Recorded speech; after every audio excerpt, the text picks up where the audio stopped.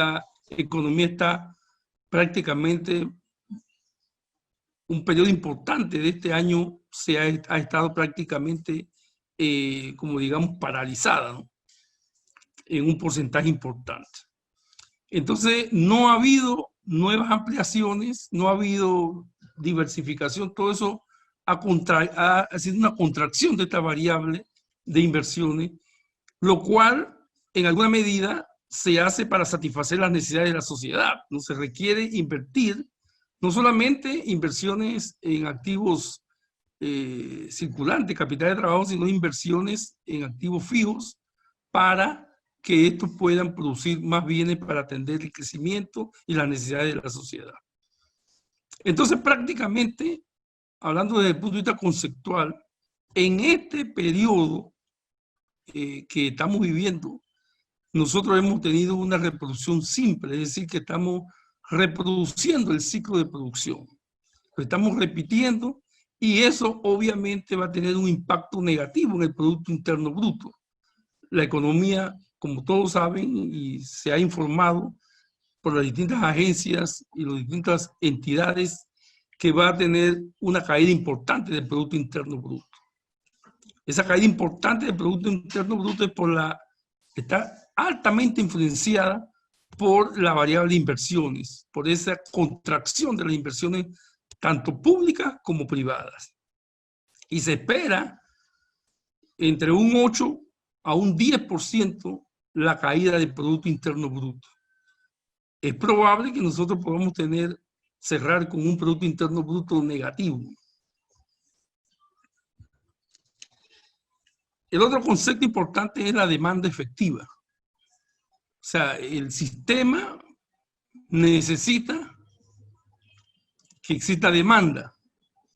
Por ejemplo, autores como Keynes hablan de lo que es la demanda agregada, lo que es impulsar la demanda agregada, y esta lo que ayuda es a aumentar la capacidad de adquirir bienes y servicios. Entonces, con la pérdida de ingresos importante que ha habido por el problema de la pérdida de empleos y el desmejoramiento salarial en algunos empleos que han quedado funcionando y la lenta recuperación de estos empleos, el ingreso nacional se ha mermado y al bajar el ingreso nacional, entonces la propensión marginal al consumo se reduce. Se reduce también la capacidad de importar. Acuérdense que nosotros somos un país importador y al reducir la capacidad de importación, también eso afecta la circulación del comercio a nivel y el aprovisionamiento de algunas materias primas que también se usan para la producción local. Entonces, esto está causando una gran contracción a nivel de la economía, o sea, una pérdida de ingresos, y en esto está inmersa las MIPYMES, ¿no? Están inmersas como cualquier otro agente económico, está inmerso en estas condiciones, en este gran problema que es la contracción importante de la demanda efectiva. Nosotros estamos escuchando diariamente que ya muchos negocios están entrando, sin embargo, no está viendo esa dinámica en la generación de ingresos que permita de alguna manera tener un efecto en los agentes económicos. Ahora, esto está muy ligado también a la variable macroeconómica de la inversión que vimos anteriormente.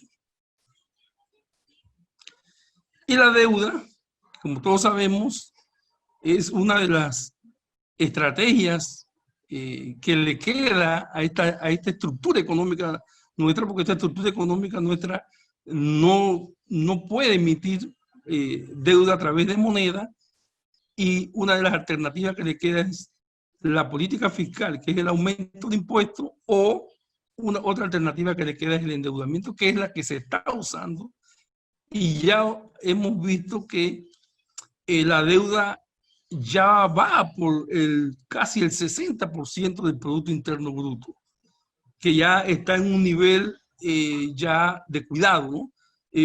Primero porque esto implica también enfrentar mayores costos de financiamiento.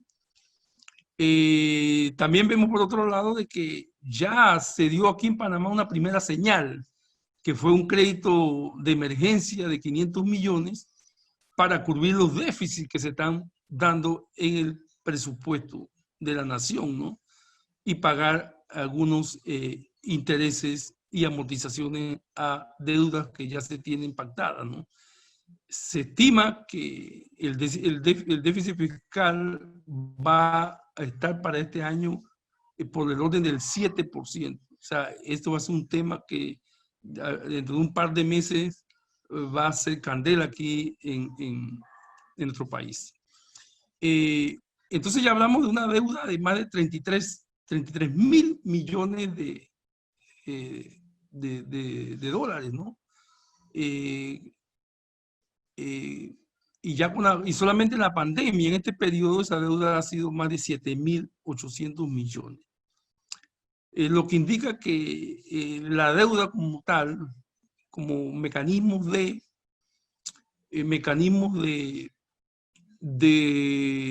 reactivación económica, tendríamos que examinarla a qué se está destinando esta deuda, ¿verdad? Hacia qué uso se está destinando, y un uso fundamental sabemos que es el uso para atender las necesidades sanitarias del país. Entonces, estas dos situaciones, tanto la deuda como la política fiscal, son clave en el contexto en que se están desarrollando las MIPYME en este momento. Una vez que hemos visto la situación macroeconómica, identificando algunas variables que son responsables de condicionar un poco el despegue, la reactivación del sector de las pequeñas y medianas empresas. Vamos a presentar algunas variables como la rentabilidad y el riesgo, la variable del ciclo de conversión de efectivo, el ingreso de las operaciones, la tecnología. Estas son las variables principales que vamos a aportar para este taller para reactivar pues lo que queremos, que son algunos lineamientos que nos aporten los participantes en torno a cómo reactivar, cuál es el mecanismo, cuáles serían los lineamientos, los puntos que debemos tomar en cuenta para un programa de reactivación de las MIPYME, para un programa de reactivación que llegue, que sea efectivo y que sea conveniente, no solamente para las MIPYMEs, sino conveniente para la economía panameña, para la generación de empleo, para el aumento de la inversión, para mejorar la calidad, para todos estos aspectos que hacen que garanticemos nosotros la supervivencia de este sector económico importante para la economía, como ya señalé. Ok, entonces vamos a ver aquí. Acuérdense que nosotros, el parque empresarial, como casi del 90 al 96% del parque empresarial está constituido por MIPYMEs, que están de alguna manera formalizadas. Además de ese parque, también existe otro sector que es importante, que es el sector que trabaja como persona natural, o lo que es el autoempleo, el trabajo independiente, que eso estamos hablando casi de 900.000 a 800.000 personas en este país que de alguna manera hacen trabajo independiente, autotrabajo, ¿no? Y lo hacen a través de su persona natural, ¿no? Entonces la MIPYME, como digo, casi el 96% lo componen el parque empresarial. En un estudio en 2018 se habla de que las MIPYMEs exactamente en el país estamos hablando de alrededor de unas 60.000 unidades económicas. El primer punto que vamos a ver es el punto del ciclo de conversión de efectivo, ¿no? En este momento, uno de los temas más importantes del sector de MIPYME es el capital de trabajo. Poner a producir a la empresa requiere constituir activos corrientes. Estos activos corrientes son necesarios, inventario, digamos, atender el tema de las cuentas por cobrar. Entonces, estos activos han sido golpeados fuertemente, ¿no? El inventario, por ejemplo, el inventario ha sido deteriorado, el inventario ha habido pérdidas en inventario, hay empresas, microempresas y pequeñas empresas que prácticamente han perdido todo el inventario.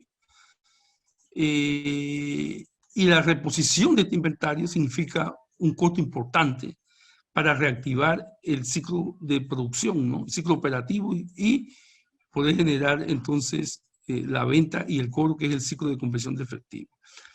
De igual manera, las cuentas por cobrar. Muchas cuentas por cobrar se paralizaron con esta pandemia y los clientes a que las empresas le cobraban por la venta de sus servicios también han perdido ingresos. Entonces, esto es otra merma importante. También el pasivo corriente se ha incrementado, como ustedes saben, y al no tener ingresos se han generado incrementos en los pasivos que no son los previstos en la operación de la empresa. Como ya sabemos, los alquileres, todo este tipo de cosas. Entonces ha generado una deuda a corto plazo que le podemos llamar deuda de pandemia por cuenta por pagar. Entonces las empresas, para reactivar su ciclo de conversión de efectivo, tienen obligatoriamente que programar cómo cubrir su deuda de pandemia, cómo construir nuevamente sus activos circulantes o corrientes, ¿verdad? Y cómo se la ingenian para lograr también otros pasivos con los proveedores, recomponer el pasivo cuenta por cobrar, que es fundamentalmente de los proveedores que le ofrecían ciertos créditos para su operación. Entonces, todo esto va a traer como consecuencia un incremento en el financiamiento del ciclo de conversión de efectivo. Es decir, que nosotros con esta pandemia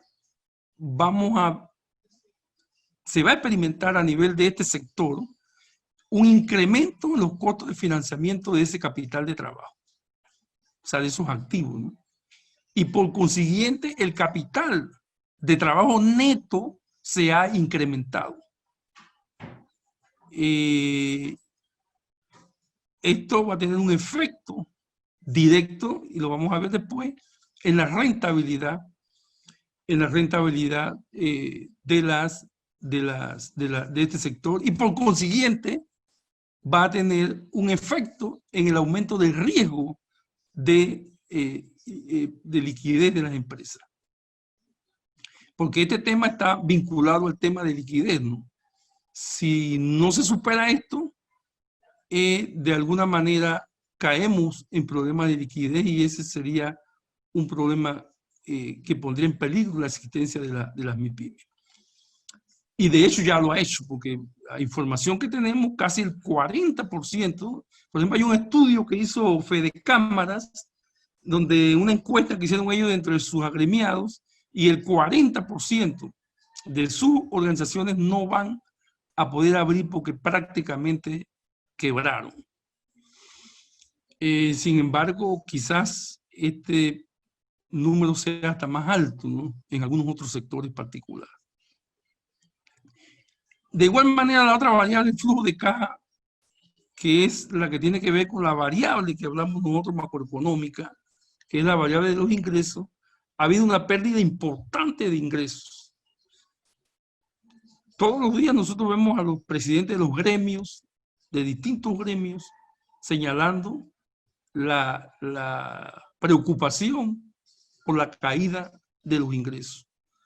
Se estima que eso está entre un 50 y un 60%, porque estamos abriendo pymes, estamos abriendo la economía, pero obviamente no hay la capacidad adquisitiva, hay debilidad en los salarios, en los distintos ingresos de los distintos agentes económicos y por consiguiente la capacidad, como lo mencionamos anteriormente, de compra se ha mermado. Entonces esto va a obligar a ajustar la capacidad de operación de las MIPYME. O sea, si no tengo ingreso, yo tengo que reducir mi capacidad de producción y ajustarla de manera de que tan siquiera está por encima del punto de equilibrio, o por lo menos en el punto de equilibrio, tomando en cuenta de que estoy a la expensa de que la crisis sanitaria se resuelva con una vacuna lo más pronto posible y poder haber, entre comillas, una nueva normalidad. Entonces, la tasa de desempleo que anda por el 25%, y esta es una información oficial, que como oficial es conservadora, y nosotros como economistas sabemos que esta tasa oficiales dejan por fuera o incluyen muchos subempleos. Así que si nos vamos a la realidad, esto va a ser más alto. Y como les mencioné, se habla de que más de entre 700.000 y 900.000 personas que hacen negocio individual, trabajo independiente, están también pasando serios problemas.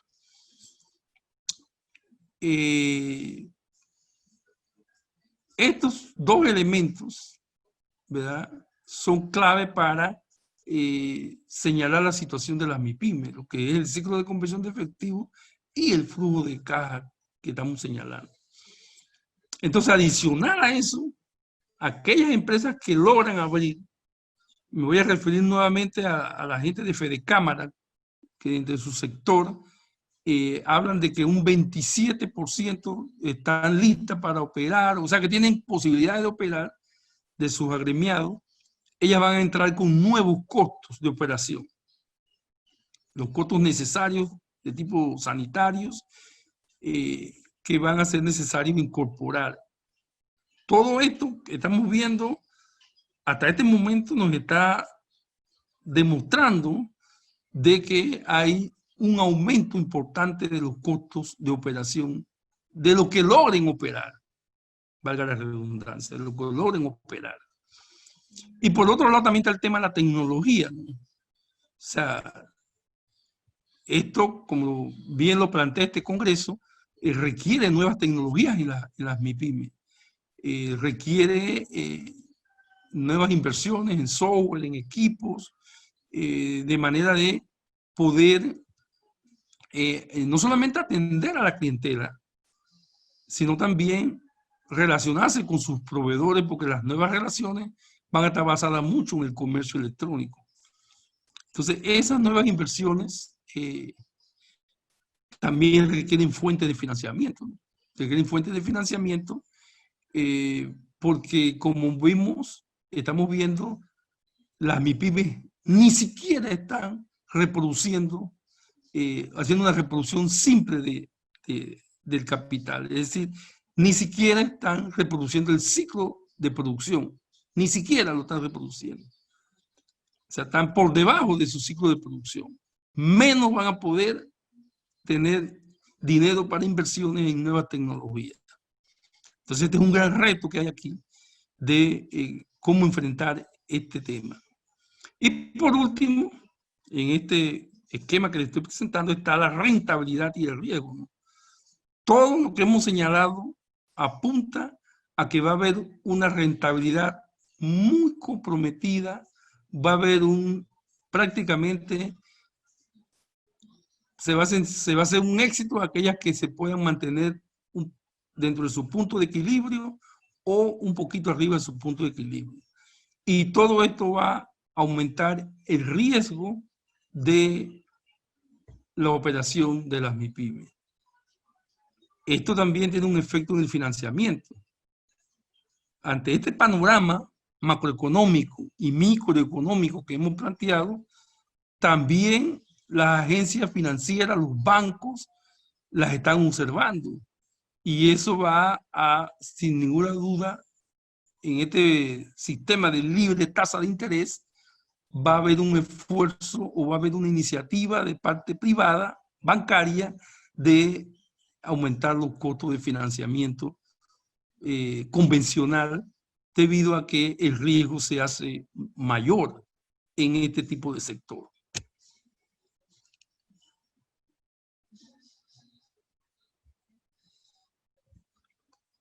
Bueno, una de las acciones que ya se ha tomado son los 300 millones que se negociaron con el BID. Estos 300 millones van dirigidos aproximadamente a un 30% del parque o del sector, el subsector de la micro y pequeña empresa. No hay hasta ahora ninguna requisito de a qué tipo. Aquí están las del sector agropecuario y están también las otras que se dedican a otras actividades comerciales, actividades agroindustriales, artesanales, etcétera, etcétera, de servicio, comercio. Los requisitos, bueno, primero vamos a ver las condiciones.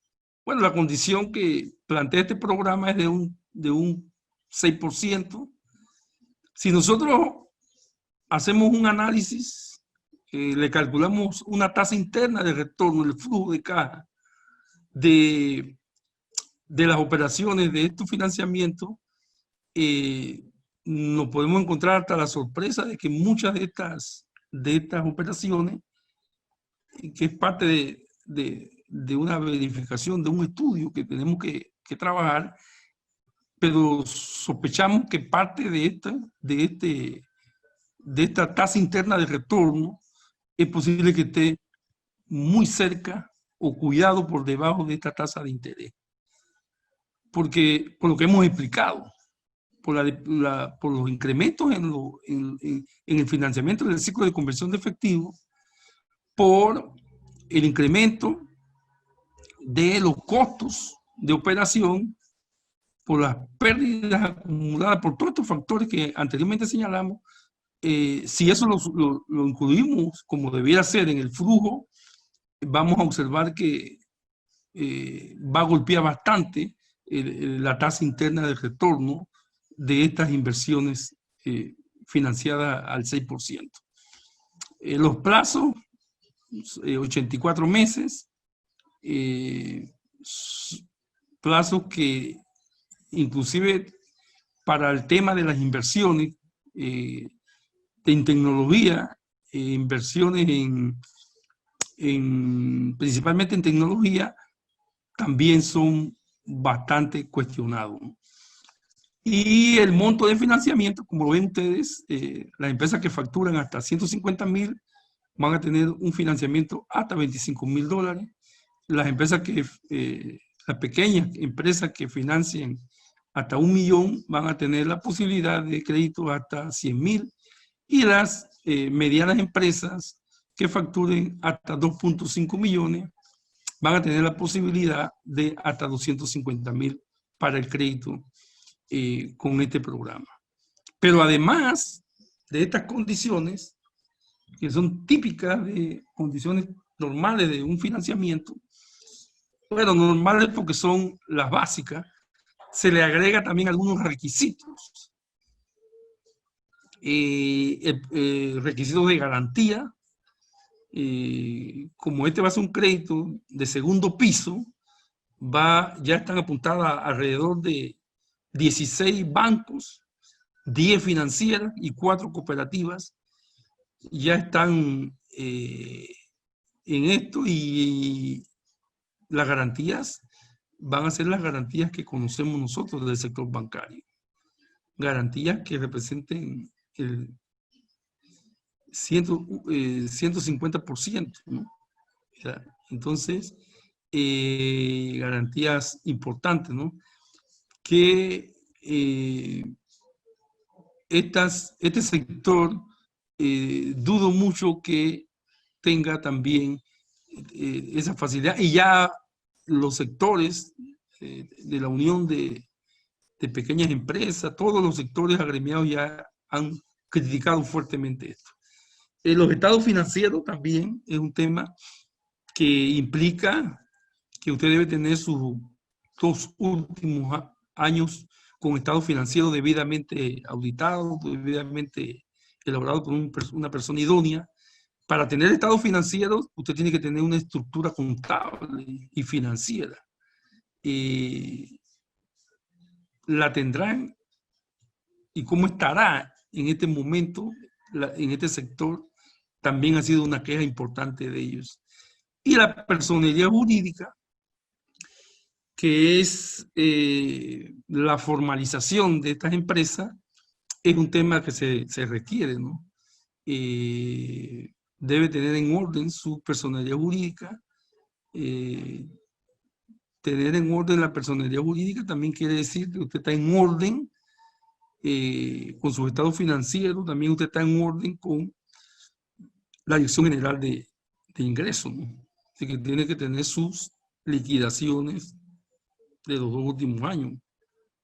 Entonces, estos requisitos son netamente requisitos de un crédito convencional, ¿no? Por eso que partimos de la hipótesis esa de que si este crédito convencional llena los requisitos para la reactivación de las MIPYMES, esa es la gran pregunta que nosotros tenemos que hacer, no solamente en términos de accesibilidad, sino en términos de cobertura, ¿no?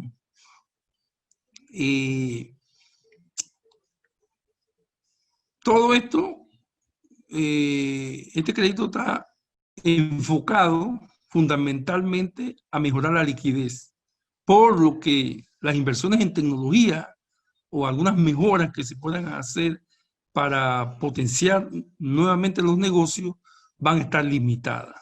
O sea, este financiamiento, cuando hablamos de liquidez, es decir, que va a tratar de mejorar la compra de mercancía, va a tratar de mejorar todo lo que son los aspectos de los activos necesarios para la operación, para el ciclo operativo de la empresa. Entonces, esto hay que tomarlo muy en cuenta, porque si ahora, como lo vimos anteriormente, uno de los temas es la tecnología, por ejemplo, entonces, ¿cómo vamos a resolver el tema para ampliar y mejorar el mercado? Si vamos a tener un préstamo de liquidez, para mejorar la liquidez, entonces, ¿cómo vamos a mejorar nuestro flujo de caja? La experiencia que nosotros tenemos en muchos programas de financiamiento de la pequeña empresa nos muestra que cuando tú das un financiamiento y la organización no está preparada, no le estás haciendo ningún bien. Probablemente le acelera la muerte. Probablemente le acelera la desaparición de la empresa.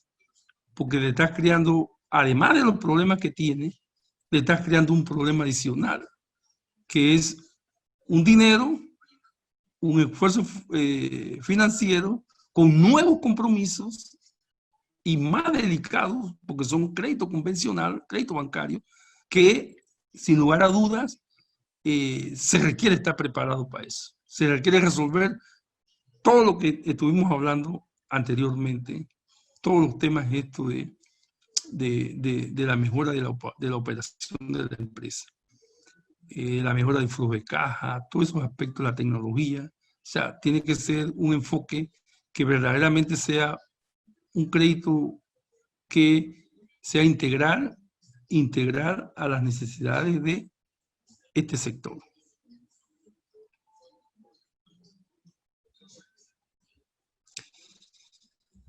Nosotros proponemos, frente a esta situación, frente a este análisis macro y micro, frente a estas variables, que son algunas variables, que estoy seguro que se me han quedado algunas otras por fuera, y que este taller van a aportar, va a quedar libre para que la gente pueda aportar algunas otras ideas también. Pero nuestra propuesta está orientada fundamentalmente primero, a la selección de los beneficiarios directos. O sea, una propuesta de trabajar con este sector no puede ser tan abierta, donde incluir cualquier tipo de MIPYMES. Tiene que ser una propuesta que seleccione en función de la realidad macroeconómica quiénes van a ser los beneficiarios. Por ejemplo, nosotros creemos que la propuesta debe estar vinculada a aquellas microempresas en primera instancia que generen valor agregado. Segundo, aquellas empresas, microempresas o MIPYMES que también sean de transformación. Situaciones como esta, no es que esta sea la solución, pero es la propuesta, deben ser destinadas los recursos. No podemos destinarlos simplemente al que puede, porque lo que nosotros queremos es que la inversión sea una inversión inducida, es decir, una inversión que dé resultados y que contribuya a incrementar el crecimiento y la riqueza nacional.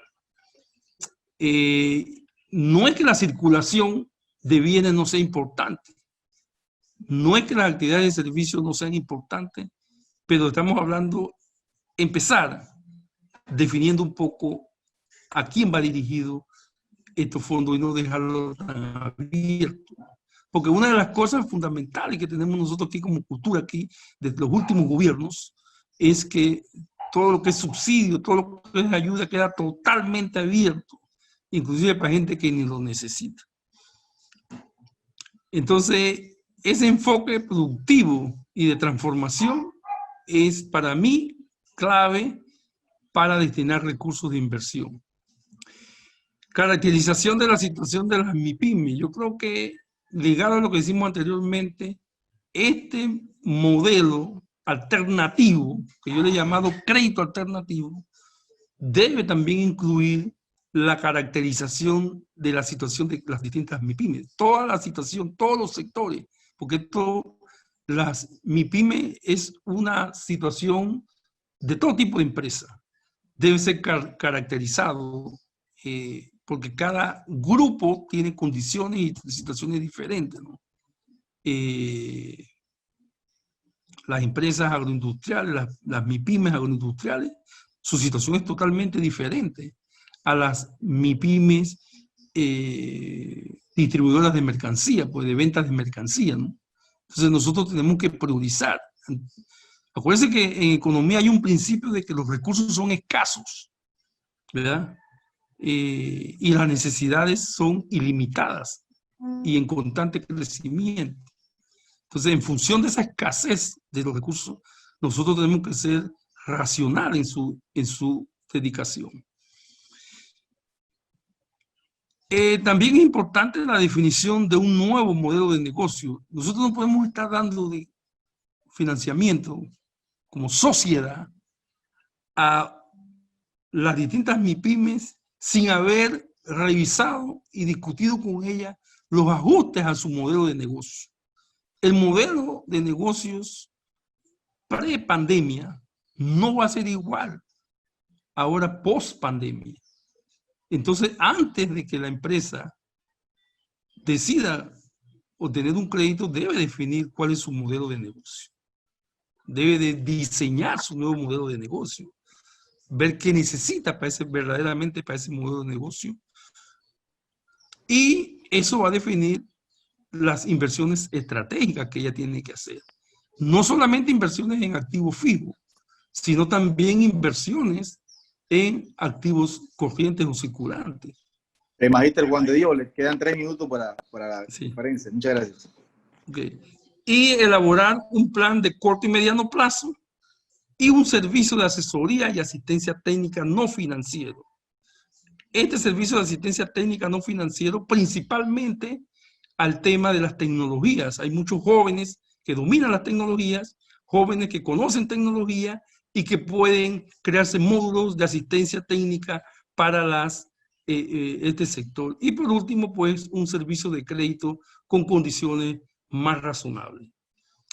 Quiero también finalizar señalando que es muy importante la descentralización de la actividad de las MIPYMES de la promoción de las MIPYME a través de los municipios. Nosotros creemos que el trabajo de MIPYME debe ser no a través de una autoridad de la micro y pequeña empresa, sino debe ser un trabajo que debe ser incorporado y apoyado desde los distintos municipios para que esto realmente apunte hacia las necesidades locales y hacia una atención y una relación más directa con lo que está pasando en cada región. Bueno, le agradezco la participación y estamos abiertos a cualquier pregunta o cualquier comentario, a los aportes, más que todos los aportes, porque lo hemos hecho con un taller para abrir la posibilidad de aportes. Muchas gracias, maestro Juan de Dios González, del Colegio de Economistas de Panamá, que estuvo con nosotros acompañándonos con este tema de los lineamientos para la reactivación sostenible de las pymes. Y vamos a darle paso a la doctora Silvana, que ella va a tener algunas preguntas para usted, magíster. Así que adelante, doctora Silvana. Buenos días. Buenos días, doctor Juan de González. Sí, mire, el público está súper interesado con su tema. Y dentro de las preguntas que se plantearon, tenemos la siguiente. Dice, su exposición atiende puntualmente a la reapertura económica del país, cuya esperanza descansa sobre el emprendimiento. ¿La velocidad de la asignación de los recursos a este sector es aceptable o requiere de mayor dinamismo, considerando pues su efectividad y considerando su experiencia? Sí, definitivamente, ¿se me escucha, no? Sí. Sí, definitivamente los recursos financieros son importantes, ¿no? Pero no solo los recursos financieros. Como hemos planteado, es necesario que estos recursos financieros vayan acompañados de un apoyo en estos puntos claves que hemos nosotros señalado. Porque si le va a dar apoyo financiero a las MIPYMES de manera clásica, de manera bancaria, como se está planteando aquí, definitivamente el efecto no va a ser un efecto de desarrollo y de crecimiento, porque definitivamente lo estás haciendo muy sesgado, muy sesgado. Entonces nosotros planteamos que el modelo de atención debe ser un modelo a través de un crédito alternativo con algunos servicios adicionales que le permitan atender sus verdaderas necesidades que tienen las MIPYMES. Muchísimas gracias por su atinada respuesta. Tenemos otra pregunta, en este caso viene de Facebook. Dice, si el 6% de la tasa interna de retorno queda por debajo de la tasa de interés, ¿a qué tasa de interés se estima que pueda darse un retorno positivo para que las MIPYMES puedan accesar al financiamiento de su capital de trabajo? ¿Y en cuánto tiempo se proyecta que deberían mantenerse esas tasas en el mercado para la reactivación económica de ese sector? Sí, tenemos primero que todo entender que las tasas de intereses bancarios están a la libre. O sea, las tasas están a la libre. Esta tasa de este programa es una tasa porque es de fondos públicos, ¿no? Y se ha establecido, hablando técnicamente, en función del costo que ha tenido para, en este caso el gobierno, su manejo, una serie de temas ahí, y lo pactaron a 6. Si en grado caso un sector de las pymes, y en esta época su tasa interna de retorno está por debajo de ese 6%, obviamente que ese financiamiento no es conveniente, no se va a recomendar porque no cumple con este requisito de que sea superior a la tasa de interés, ¿no? Por consiguiente, hay que hacer ajustes al modelo de negocio. Por eso yo me refiero mucho al modelo de negocio. Un modelo de negocio que defina bien sus ingresos y un modelo de negocio que defina bien los costos. Esto va a ser clave porque no solamente este financiamiento va a arrastrar el compromiso que tiene las MIPYME con él mismo, ¿no? O sea, el interés y el capital, sino también va a arrastrar lo que ya mencionamos nosotros que trae producto de la pandemia. Así que antes de dar financiamiento es muy necesario que los análisis financieros y la revisión de los modelos de negocio esté en primera línea, porque si no vamos a estar dando financiamiento en condiciones no reales y van a traer como consecuencia pérdidas y problemas más graves a la MIPYME. Ok, muchísimas gracias. Como usted comentó en su exposición, que estas eran algunas sugerencias como tipo taller, y alguien sí le hizo caso. Hay una persona dentro de estos espectadores que nos acompaña muy amablemente en este congreso, que está haciendo una sugerencia y quisiéramos ver su punto de vista. Dice, creemos que el papel de los gobiernos locales y el acompañamiento de las instituciones de nivel superior es donde se tiene el recurso profesional para reforzar la asesoría en el uso de fondos que adquieren las pymes. ¿Qué consideraciones le llevan a usted pensar al respecto de esta opinión dentro de los espectadores? Qué bueno de tener un amigo que comparte conmigo esta tesis y yo estoy totalmente de acuerdo con él. Esto abre posibilidades inclusive para que Universidad UNACHI, por ejemplo, acá en Veragua, la Universidad de Panamá, hagan convenios con el municipio y puedan fortalecer ese tema de la asistencia empresarial con jóvenes profesionales que manejan muy bien la tecnología y que pudieran ayudar a la redefinición de los modelos de negocio. Yo creo que me alegra mucho de encontrar ya una persona que está en acuerdo con este planteamiento. Y yo vuelvo y lo reitero, creo que la solución empieza por ahí, porque nosotros seguimos el camino de las grandes instituciones, los grandes ministerios, y seguimos abandonando la economía local.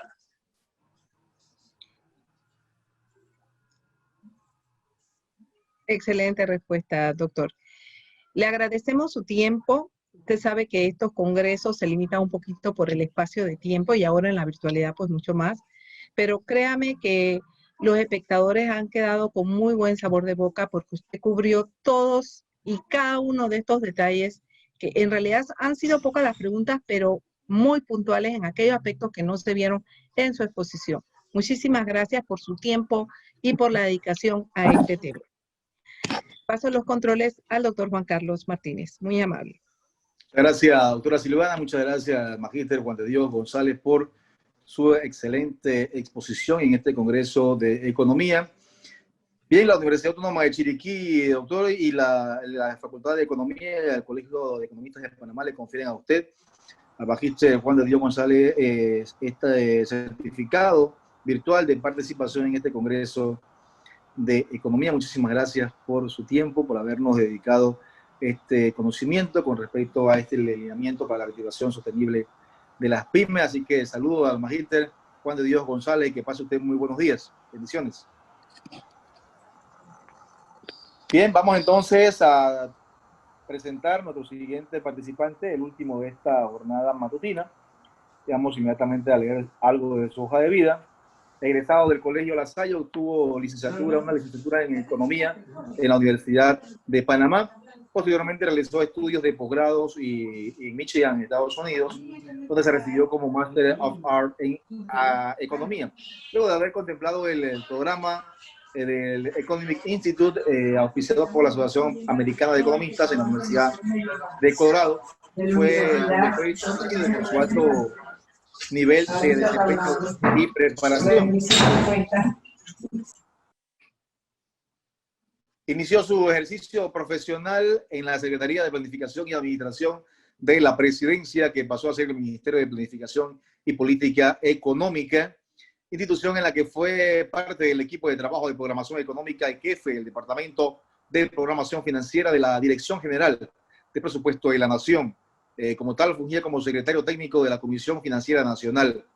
Esta función implicaba, entre otras cosas, la preparación de las cifras marco para la preparación del presupuesto, la evaluación y discusión de los presupuestos presentados por las instituciones y el seguimiento del presupuesto a la ejecución financiera del mismo y la evaluación de crédito y situaciones extraordinarias.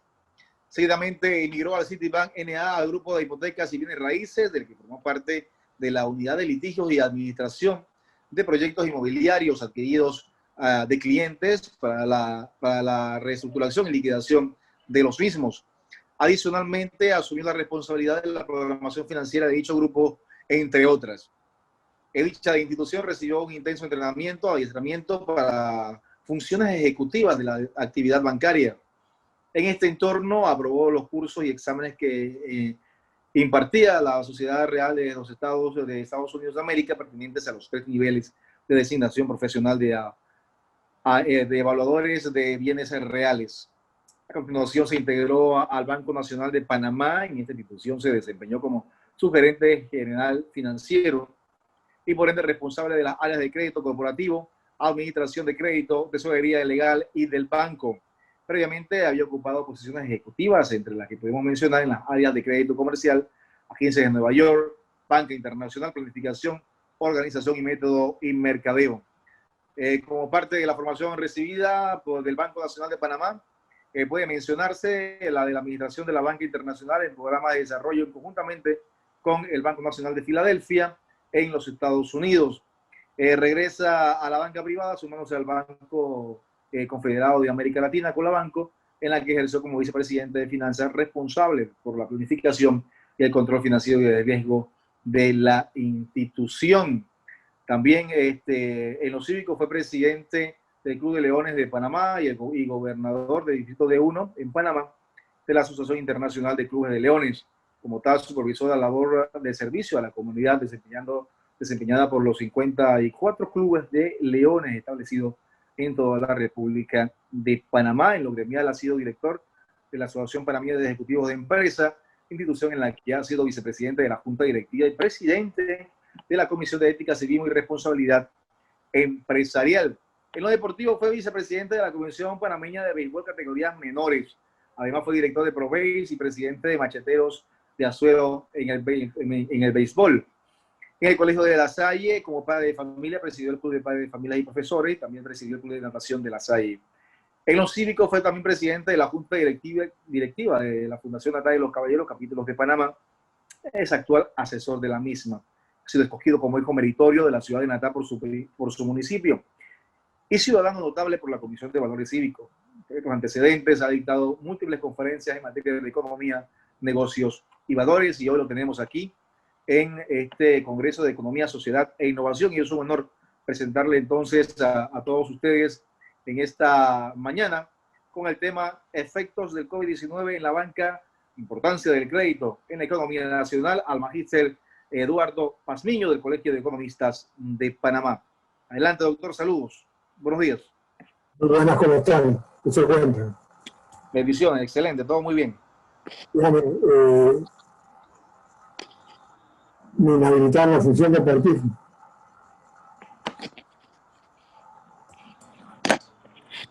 Una presentación, así es que quiero realmente felicitar a Joseph y a Juan de Dios por sus presentaciones realmente ejemplares, y las mías están bastante alineadas con la de ellos. No sé si ve la presentación ya.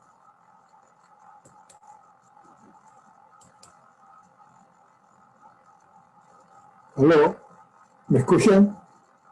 Correcto, doctor. Se está viendo perfectamente su diapositiva. Nada más tiene que ampliarla ahí para que cubra la pantalla. Vamos a ampliarla, vamos a ponerle nueva presentación. Sí, realmente fueron presentaciones muy ilustrativas. Estoy sustancialmente de acuerdo con las conclusiones de ellos. Y yo creo que el futuro de Panamá debe nacer de las comunidades, de las pequeñas empresas. La resiliencia, como vamos a ver ahora, no se limita al aspecto alimenticio, también tiene que ver el aspecto financiero. El enfoque, más que proactivo, debe ser prospectivo.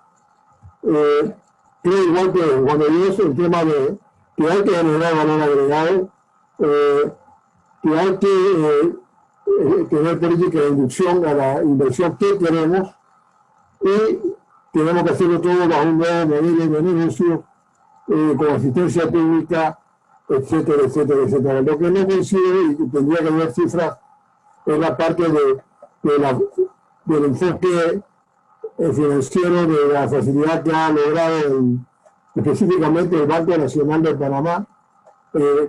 Y vamos a hablar sobre el tema.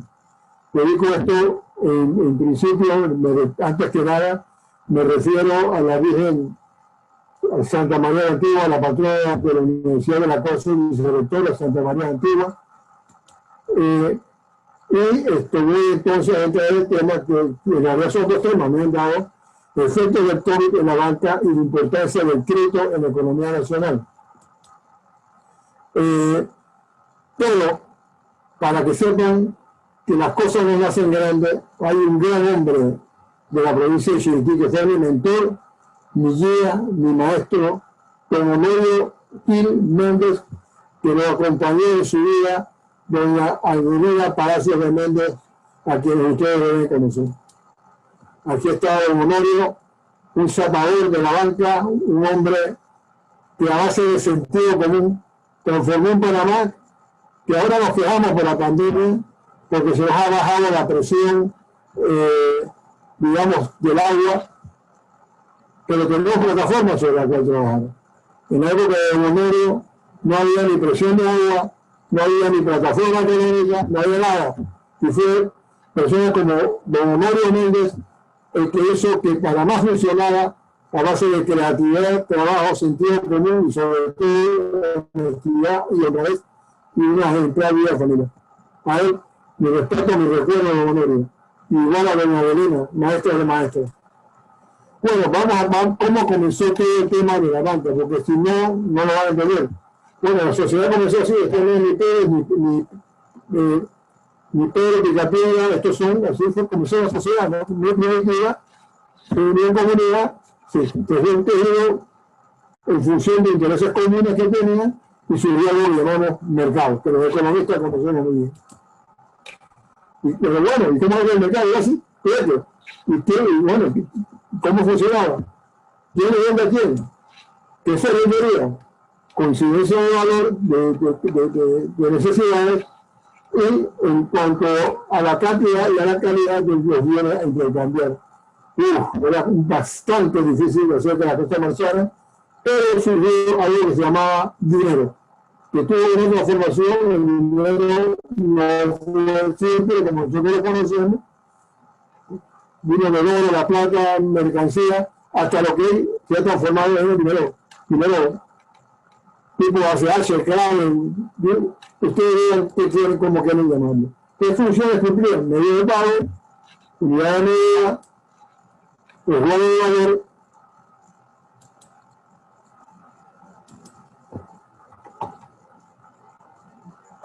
¿y qué se requería por eso?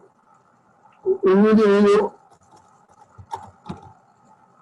tiene el dinero, será de buen valor, bien guardado, se le entrega a un individuo como el que está ahí, se parece a mí, y que todo el mundo dice, bueno, que somos buenos, en el fondo, y no es así.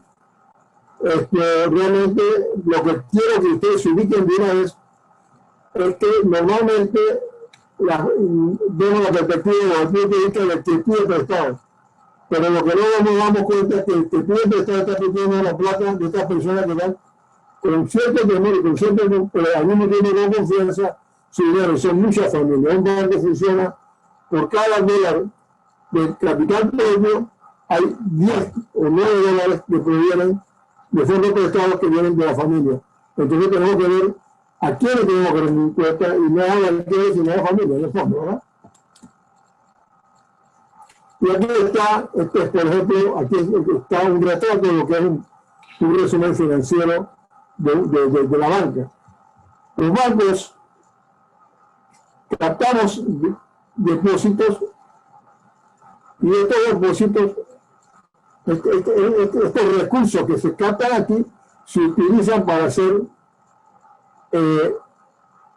para tener una liquidez para responder a los retiros de este fondo, pero al mismo tiempo otra parte muy importante es la que va a la cartera crediticia, ¿verdad?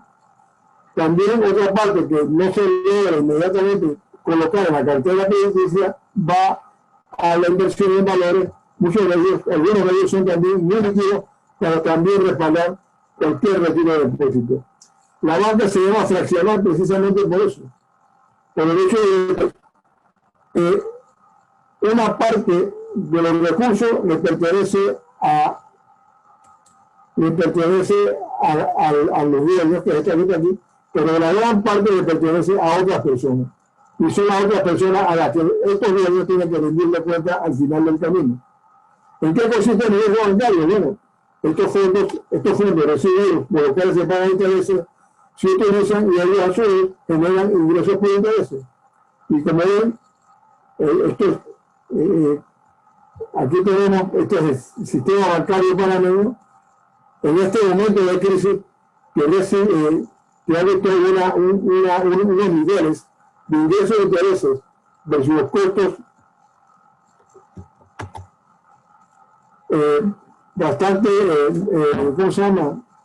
Que no son los que las personas se imaginan que son bastante modestos, y al final, cuando usted quita, le son un poquito las condiciones también por las otras transacciones, pero le quita los gastos necesarios, al final es el rendimiento sobre el total de activos de solamente el 0.32%.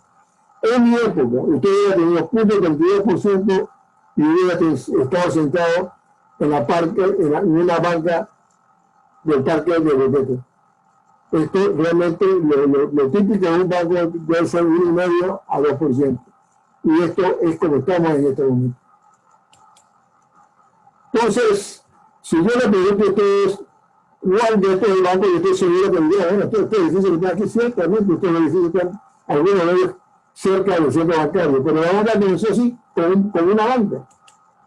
Y de hecho, yo le repito, siempre ha sido que se captaba depósitos para hacer prestado y se mantenía una cierta cantidad de reserva líquida para el caso de que algún depositante quisiera retirar, estuviera el dinero. Este depositante va a pedir al banco su fondo. ¿Cómo va mi fondo? Le voy a decir algo. Yo, cuando estuve en la banca activa, yo siempre mantenía mi puerta abierta para que cualquier depositante fuera a preguntarme cómo estaban invertido su fondo y que vieran de cara a cara que las cosas se estaban haciendo bien. Lo que yo contaba, si no se hacían bien, fíjese lo que pasaba. Banca rota. El concepto de banca rota viene de eso. El banquero que no prestaba bien los fondos, la banca que ustedes vieron en ese momento, los clientes se la agarraban y la reventaban en media parte. Ustedes ven Panamá esto, ¿verdad? Este es Panamá que nosotros conocemos, este es el Panamá por fuera. Pero tenemos que ver el Panamá por dentro. Y el Panamá por dentro es, como mencionó hace un momentito una de los profesores, que lo fue Juan Díaz, que es un proceso de asignación de recursos mediante los cuales las empresas le entregan bienes finales a los compradores, a los hogares, que le dan a cambio de dinero. Con ese dinero las empresas le pagan a los hogares, ¿verdad? Y con ese dinero, para que los hogares le den servicios a las empresas en términos de trabajo, etcétera, etcétera. Más completamente, esto fue el Panamá, y más de el Panamá de los 70, ¿no? Aquí estamos en el ciclo original, como era sin intermediarios financieros. Pero ¿por qué surgen los intermediarios financieros? Porque parte de ese dinero sale del sistema en forma de ahorro, ¿correcto? Al entrar en forma de ahorro, si se adhiera todo en forma de ahorro, este proceso, esta llanta se fracturaría, y lo que hacen los intermediarios financieros es reinyectar el dinero en el sistema. ¿Qué es lo que hace ágil a la banca y lo que hizo muy especial Panamá? Que inmediatamente se integró a la banca internacional, con bancos corresponsales de primer orden, que aparte de eso se establecieron en Panamá. En el año 1900, con la ley bancaria del 70, se establecieron en Panamá los 125 bancos más grandes del mundo, estaban aquí en Panamá. Y nosotros tuvimos esa visión y inmediatamente entablar relaciones con ellos y ser entidades, en el caso mío, por ellos, ¿no? Entonces, esto fue la función que se tenía en ese momento.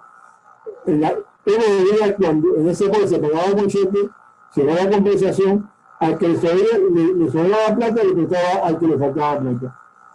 Y en adición, abrieron líneas de crédito para financiar al país a través de la banca las transacciones de comercio internacional, y sobre todo lo que tenía que ver con las importaciones. Entonces, esto es sumamente vital, y en ese momento estos fondos, que son de un día, se recibieron a $, ¿verdad? Son transacciones entre bancos. Entonces, cuando alguien habla por ahí de Fed Funds, de si el Fed Fund está por el piso, que por qué las tasas de interés de los bancos está tan alta, no tiene nada, absolutamente nada que ver. Los Fed Funds son fondos que se traen en la compensación de los bancos en Estados Unidos, en la Reserva Federal, y eso no tiene absolutamente nada que ver con nosotros, pero entonces ya le voy a explicar un poquito más adelante. Bueno, colegas, en el fondo, esto es lo que tenemos, ustedes conocen bien la situación, que la oferta delegada es igual al Producto Interno Bruto, más las importaciones, y la demanda delegada es igual al consumo, a la inversión, más gastos públicos. Y el tiempo que atrás, esta familia compra lo que las empresas producen, más lo que se importa, ¿verdad? Y estas empresas le venden a la familia, al gobierno que está por fuera y hacia afuera en las exportaciones. Eso es lo que dice la ecuación siguiente. Ahora, ¿qué se requiere? Se requiere para funcionar dinero, y el dinero, si yo lo apelo, no significa nada, yo tengo que darle velocidad. Por consiguiente, tenemos que el gasto en el Producto Interno Bruto, que es igual al consumo más inversión, más gasto público, es igual a la masa de dinero multiplicado por la veces que me gastado. Y bueno, esto es el tema de la Reserva Federal. Y ustedes dirán, ¿qué tiene que ver esto con nosotros? Nosotros usamos el dólar. Y ese dólar, realmente es uno de los elementos que componen el Fondo Monetario de Estados Unidos, que maneja su política monetaria en función de sus propios objetivos últimos.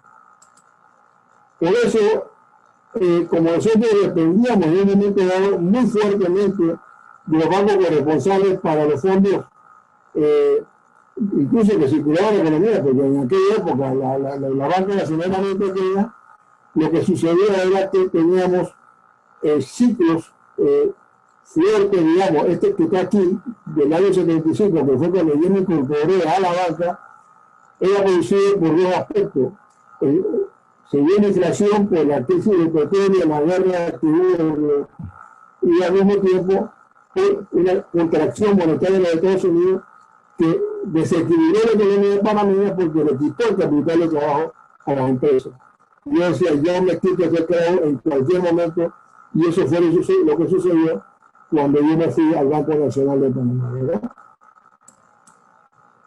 Cuando fui al Banco Nacional de Panamá, ¿qué fue lo que hice? Se fue reestructurando, me acordé de esta lección de que era un sub y baja debido a los ajustes monetarios de Estados Unidos, y lo que se hizo fue que con la reactivación económica del año 90, el Banco Nacional, que era el banco más grande de Panamá, en ese momento Panamá éramos casi $2.000 millones ya, fuimos captando fondos rápidamente por habilidad institucional, en el sentido de que se tocaron dos aspectos. Uno, ir a tocar en la puerta de los clientes y dar la cara, cogieron confianza y sacaron la plata de los cartuchos de donde la tenían guardada en la casa y la volcaron al sistema bancario.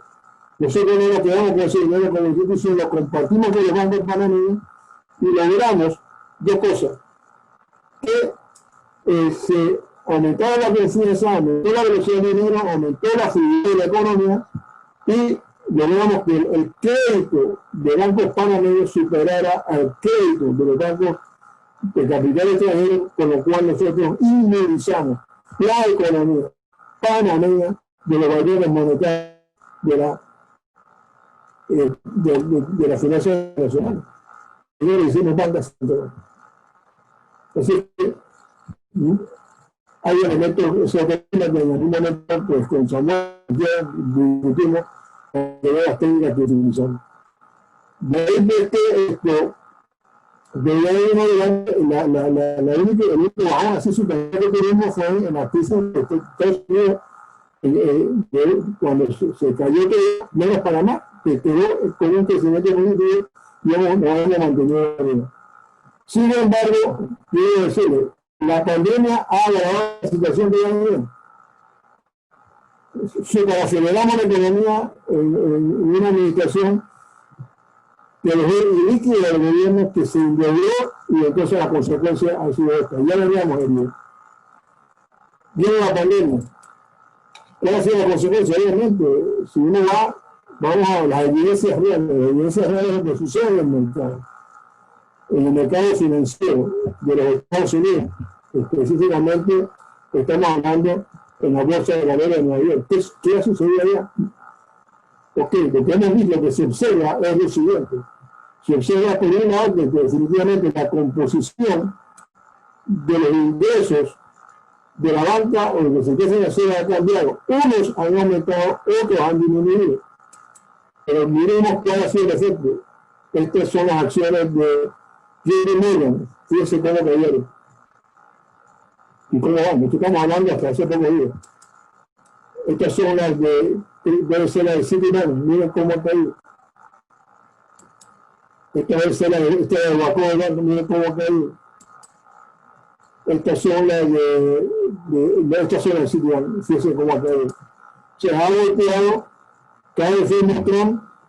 Por un lado también se resintió inicialmente en la bolsa, pero después se recuperó porque dice, bueno, si Trump se enfermó, da la oportunidad a que se apruebe el estímulo fiscal, hubo una pequeña recuperación al final del día. Pero en el fondo lo que ha privado es esto.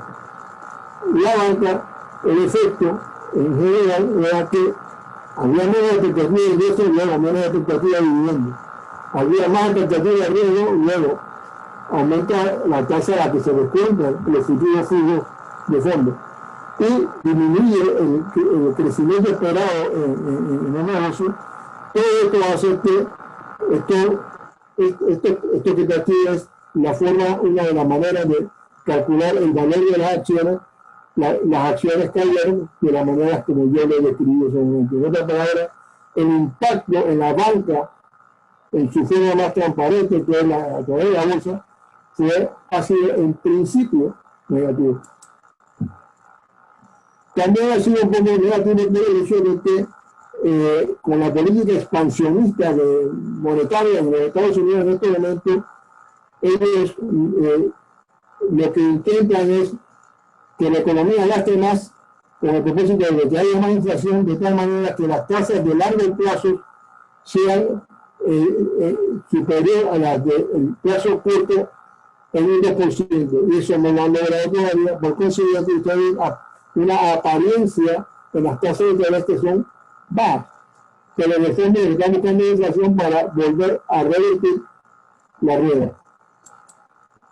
En el caso de Panamá, vamos entonces a ver cómo ha incidido el tema. Panamá pues, tiene un régimen bancario que está regulado por el decreto 52 de 2011, que fue el último refrescamiento, que tiene una serie de contenidos.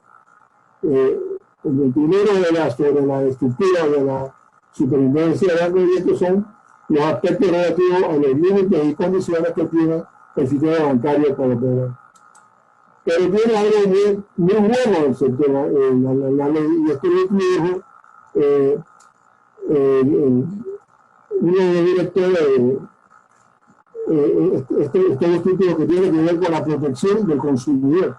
El consumidor en Panamá no está desprovisto, tiene suficiente y justamente tratado de adherirse a estas articulaciones para buscar una mejor relación con la banca que puede incluso llegar a la nulidad de los contratos. La banca panameña está compuesta actualmente por 69 bancos, de los cuales 41 son los que ustedes ven de licencia general, ¿no? De los cuales 26 son panameños, 13 son extranjeros y 2 son Banco Nacional y cada otro. Los otros son de licencia internacional, que son, ellos operan desde Panamá, pero no piensan con transacciones que no surten efecto en Panamá, y ellos son de bancas de representación que simplemente se hacen presentes para promover ese negocio. Esta es la estructura bancaria, esta es la estructura de cómo se está moviendo la economía. Los indicadores son que estamos bastante sentidos por la pandemia. El IMAE al mes de mayo muestra un resentimiento que yo creo que va a ser bastante más fuerte de lo que se está hablando. Y como ese es el caso, la banca ha tomado sus previsiones. ¿Qué ha hecho? Ha captado fondos por 4.4 billones de dólares, ¿no? 1 billón en base que tiene que ver con emisiones ¿no? extranjeras de captación de fondos en valores, pero una otra gran parte es a base de aumento de los precios que han visto, o sea, en medio de la pandemia, han aumentado los precios, ¿verdad? Esto, y también, mientras tanto, se nota, como alguien mencionó ya, que hay una pérdida acumulada en el periodo a julio de 403.46 millones de dólares. Eso es lo que se está observando, ese es el impacto inmediato hacia la banca local. ¿Qué hizo la banca local? Bueno, los fondos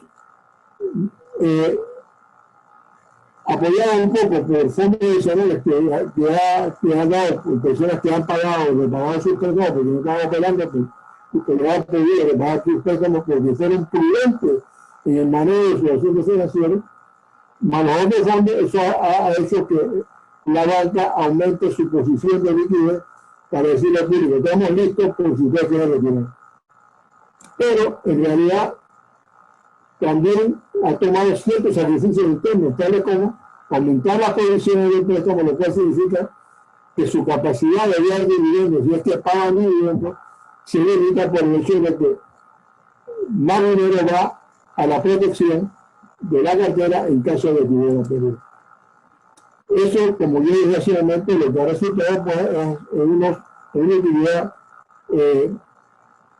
modesta a nivel del sistema, pero que es muy inferior a lo que habíamos visto, y esto da unos rendimientos bajísimos, ¿no? Bajísimos, incluyendo un rendimiento sobre el capital propio de apenas el 2.77%.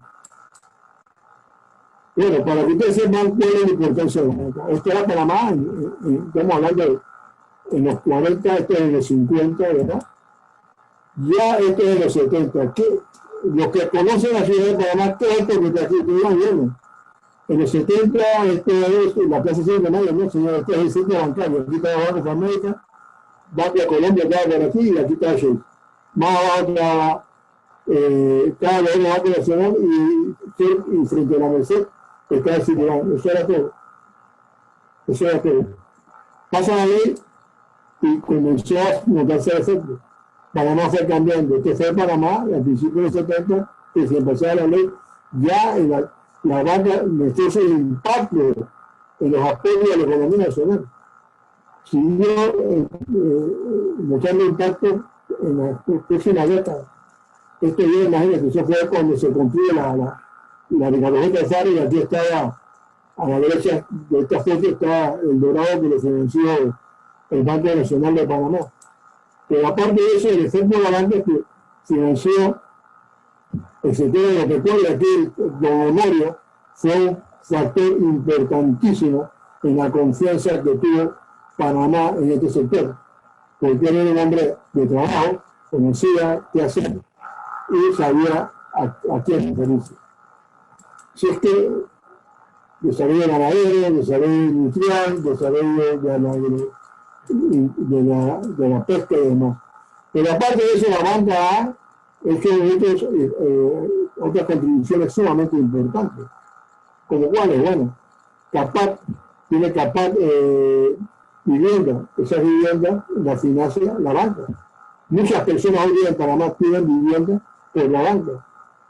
Y me tocó ir a Ecuador a dar una charla para la dolarización, y Y allá los préstamos para vivienda, usted sabe qué plazo tenés, 5 años. Nosotros aquí en Panamá ya tenemos a 30 años. Y a las pymes a 84 meses. Y después ya les eso. Entonces, como van a ver, nosotros estamos presentes, la banca está presente en todo el país, tanto en captación de depósitos, ¿no? Como ¿cómo se llama? Como en la colocación del crédito, ¿no? Obviamente, gran parte de la colocación del crédito se hace en la provincia de Panamá, lo cual es que digan, oye, qué malo, no, al contrario, significa que en el resto del país tenemos grandes oportunidades si usamos la cabeza de la manera como lo sugiere tanto José como Juan de Dios. Tenemos que descentralizar la cabeza y la pandemia nos da la oportunidad porque hemos apelado al instrumento tecnológico que nos hace ver la vida de una manera distinta. La composición de las carteras de crédito en las distintas provincias también es distinta, es adecuada a cada provincia según su necesidad, con la economía en el momento que tiene que cambiar radicalmente para erradicar nuestra principal pandemia, la pobreza y la desigualdad.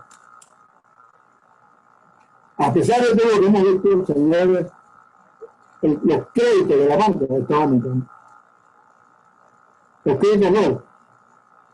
Los préstamos, bien, están aumentando. Ya comienzan a aumentar. Que está por tipo de cartera, lo que es importante es la cartera de consumo, para que tengan una idea de cómo está compuesta, principalmente por los préstamos contractuales. Lo que es tarjeta de crédito es muy poco, casi nada, pero normalmente son préstamos personales, ¿verdad? Esta es la cartera de crédito comercial, cómo funciona, ¿verdad? Está principalmente al por mayor, en el por mayor porque hay mucha zona libre. Aquí está la cartera de crédito hipotecario, cómo está constituida, el 90% es para la vivienda propia, lo otro es para financiamiento de locales comerciales. Aquí está cómo se sustenta la banca, por qué es importante que la banca se sustente, porque bueno, es que incluso sustenta la producción de energía eléctrica y lo que es la alimento y bebida en el sector productivo industrial. En la construcción, a pesar de todo, sigue la concentración en más vivienda. En lo que es el sector pecuario, imagínense, obviamente la parte de la ganadería es la que domina, ¿verdad? ¿Qué tenemos que tener en cuenta? Señores, dos aspectos. Uno, que Panamá, para funcionar, depende en gran medida de lo siguiente. Nosotros gastamos más en importaciones que lo que nosotros exportamos, tenemos una brecha negativa. En la parte de servicios ganamos, pero pues compensa la pérdida de esta, pero al mismo tiempo en la parte de renta, la renta pagada hacia el extranjero son mayores que las rentas pagadas recibidas, ¿no? Luego tenemos una brecha en nuestro funcionamiento corriente del país de 3.500 millones de dólares. ¿Qué es lo que la suplanta? Inversión directa y específicamente inversión de cartera. Estamos hablando banca, ¿verdad? Así es que yo celebro mucho lo que dijo Juan de Dios, y es cierto, muy cierto, Juan de Dios. Nosotros tenemos que generar más ingreso nacional.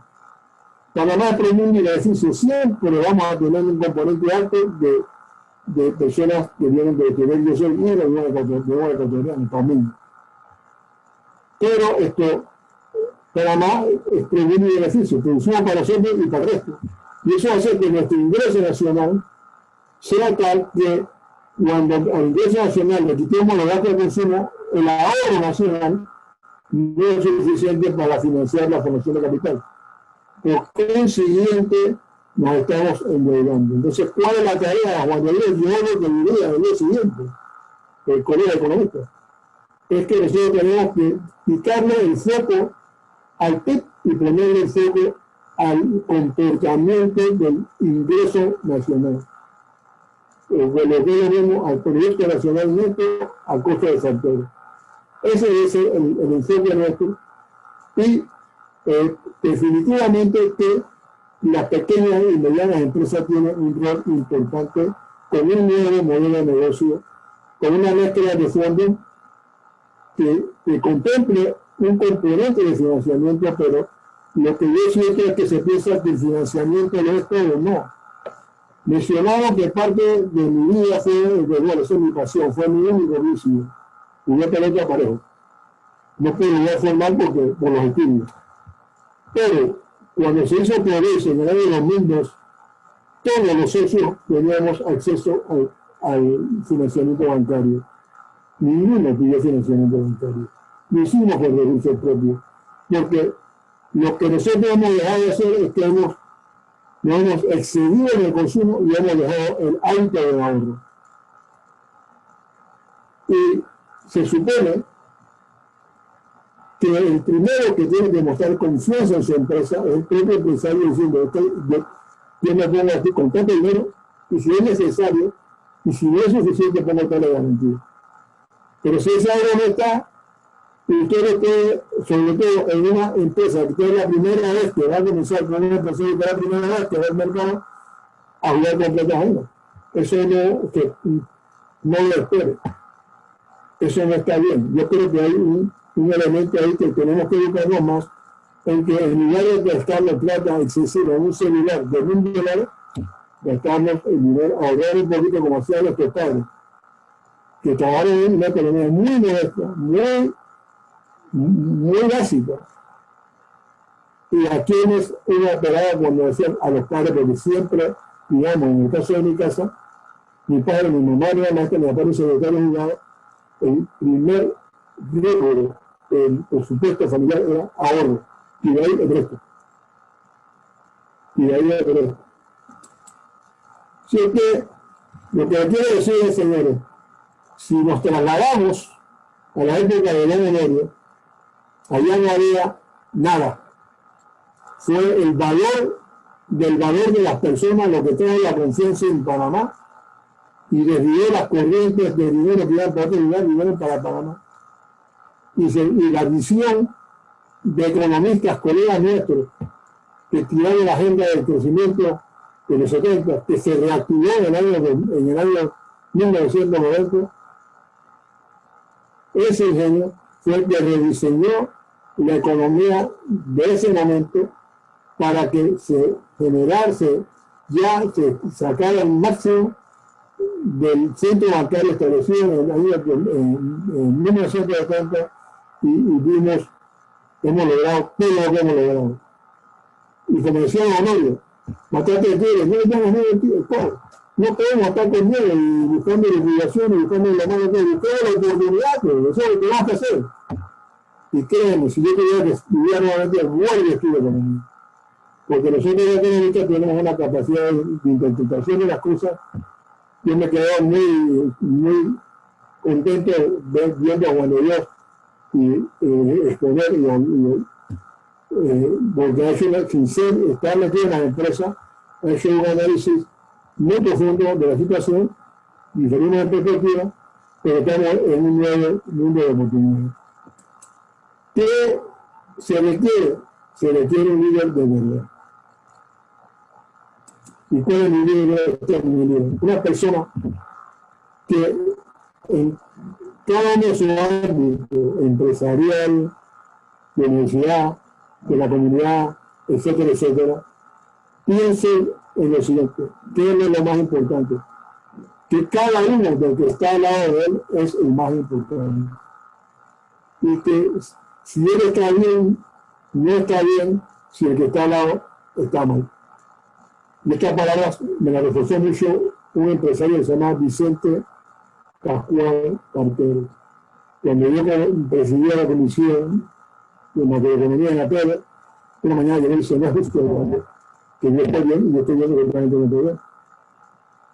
Entonces, miren, con respecto a la asesoría técnica, el banquero hoy día tiene que haber realizado dos cosas. Que el tema no es de desarrollar productos, el tema de desarrollar al ser humano que está en el tuyo.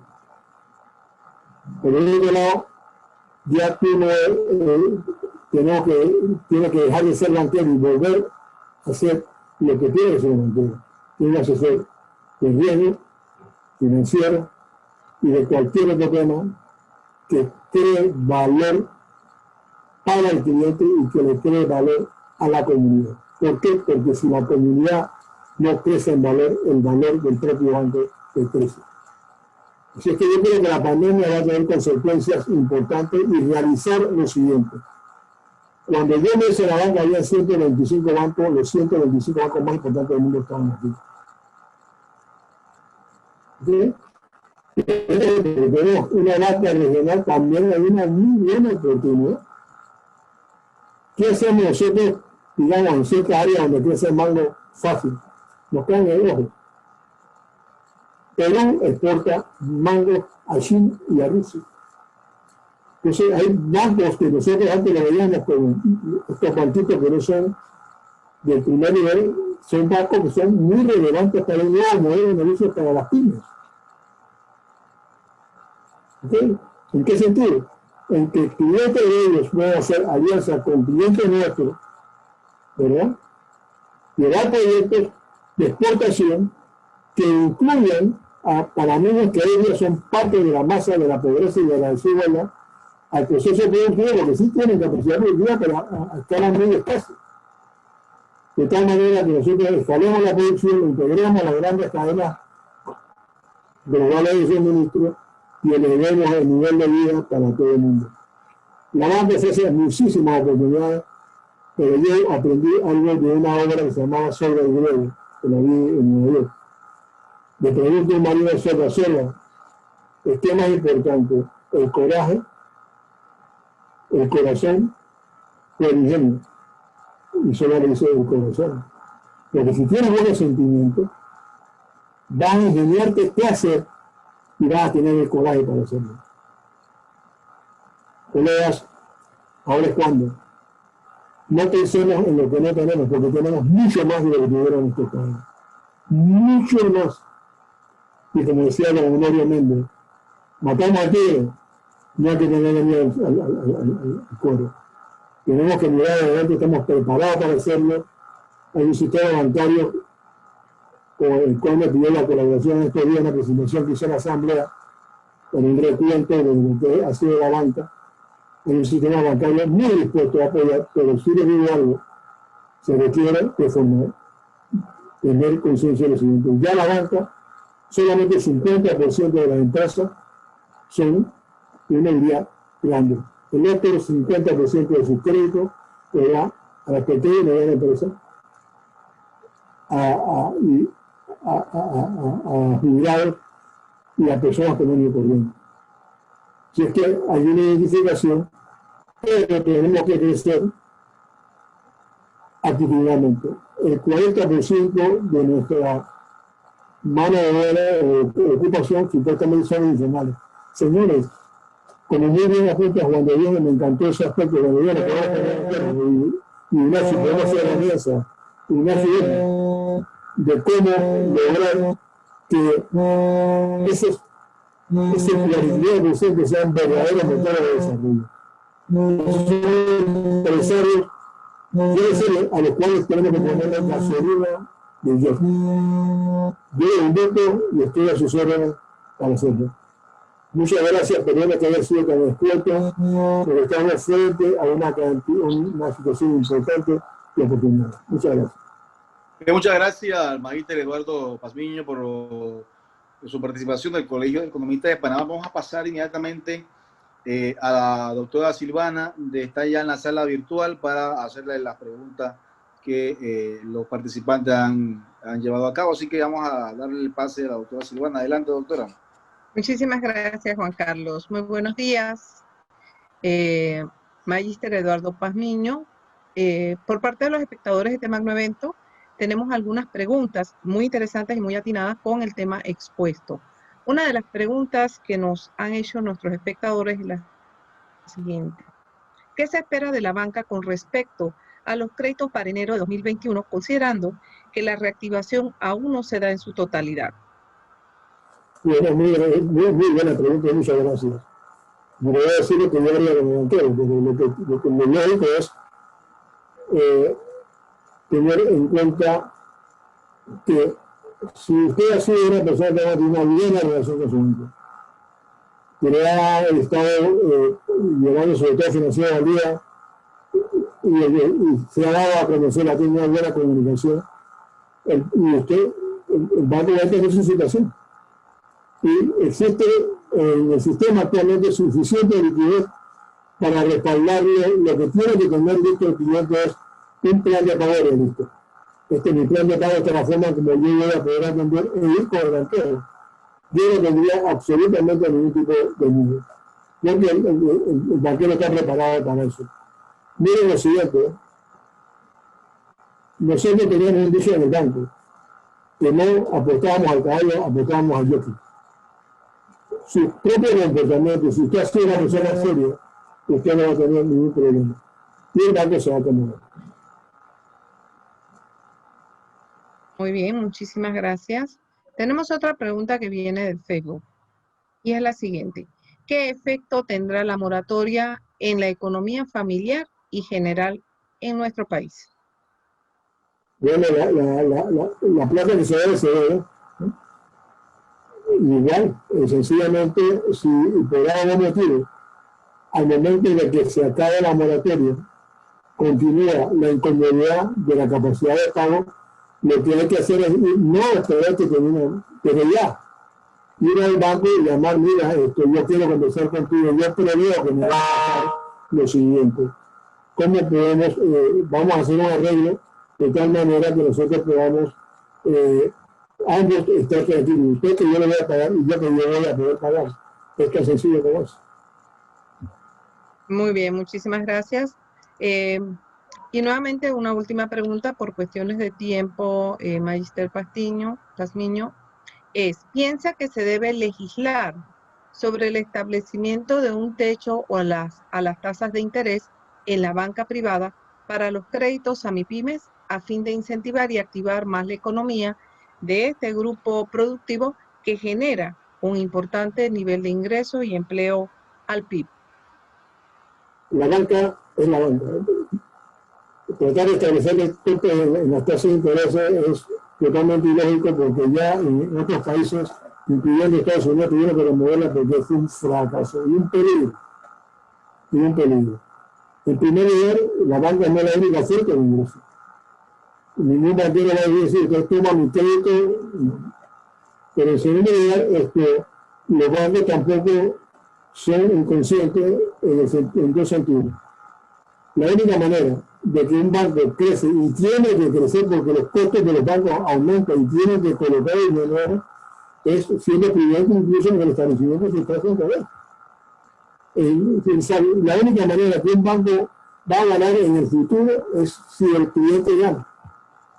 Así es que los intereses del cliente están totalmente alineados con los intereses del banco. Porque a la medida que el banco exprime al cliente, acaba con el cliente, acaba con la economía, acaba con la capacidad tal, y se mete en tremendo problema.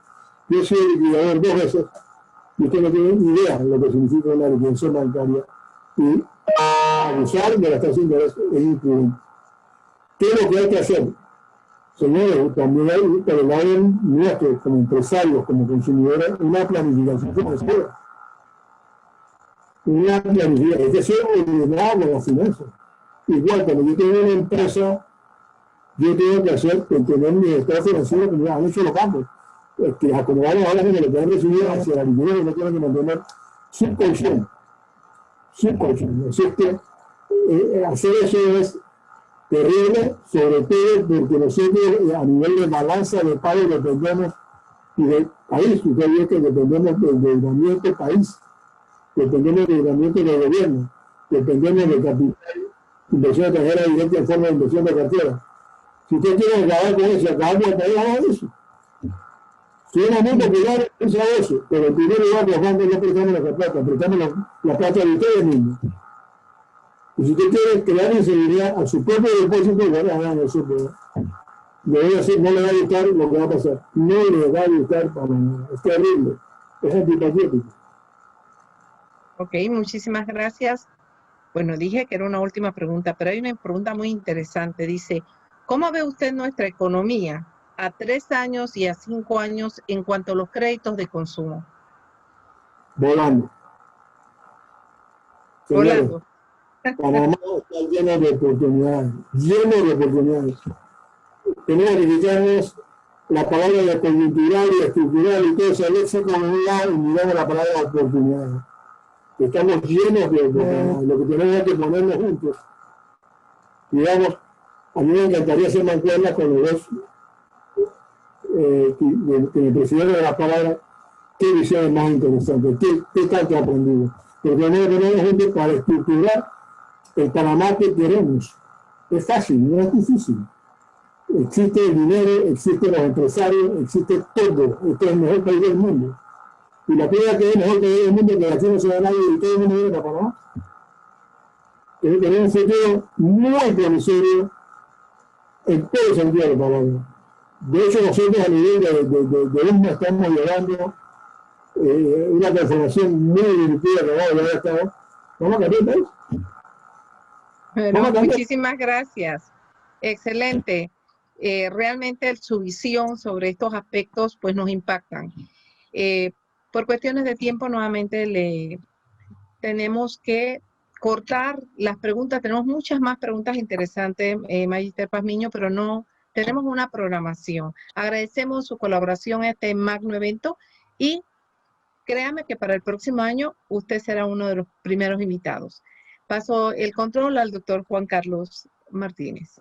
Gracias. Muchas gracias, doctora Silvana, por las preguntas de la sala virtual a nuestro distinguido invitado, al magíster Eduardo Pazmiño, del Colegio de Economistas de Panamá.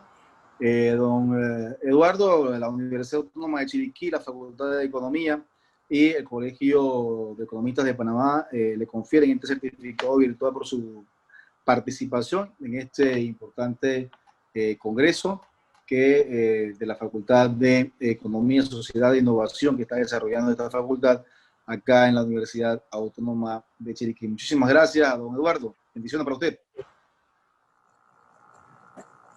Bien, entonces vamos a dejarle por allí la encuesta antes de despedirnos. Ahí está la encuesta para que usted la llene, ¿verdad? Diga allí, le toca si es excelente, muy bueno, bueno, regular o debe mejorar. Inmediatamente usted la envía. Toca allí, la envía y ya está y llenando la encuesta, a la cual le queremos agradecer y es un termómetro para nosotros o para el comité organizador que está llevando a cabo este congreso para medir realmente la efectividad de las conferencias que se están llevando a cabo en este congreso virtual. Muchísimas gracias a todos por acompañarnos. Si Dios nos da permiso, estaremos regresando a las 3 de la tarde con temas interesantes sobre conferencia de la importancia de la energía fotovoltaica y su relación con el crecimiento económico de Panamá. También vamos a estar hablando sobre la innovación audiovisual, retos en tiempo de pandemia y sobre las finanzas personales bajo control en crisis, en tiempos de crisis. Son 3 conferencias que vamos a estar llevando a cabo en la tarde de hoy, así que los esperamos entonces a las 3. Que pasen buen día. Saludos.